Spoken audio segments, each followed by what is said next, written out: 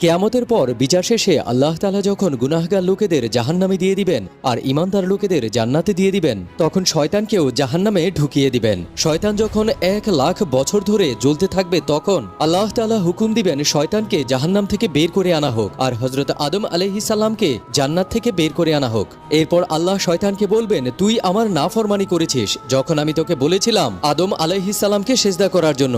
আজকে হযরত আদম আলাইহিস সালাম তোর সামনে দাঁড়িয়ে আছে, তুই যদি তাকে আজকে সেজদা করিস তাহলে আমি তোর সব গুনাহ মাফ করে দেব। শয়তান তখন উত্তর দিবে, ইয়া আল্লাহ, আপনি যখন হযরত আদম আলাইহিস সালামকে সৃষ্টি করেছিলেন আমি তখনও তাকে সেজদা করিনি, আর এই জন্য আমি আজকেও তাকে সেজদা করব না। এরপর আল্লাহ তাআলা রাগ হয়ে শয়তানকে পুনরায় জাহান্নামে ঢুকিয়ে দিবেন আর শয়তান সেখানে শেষ পর্যন্ত জাহান্নামে জ্বলতে থাকবে। আল্লাহু আকবার।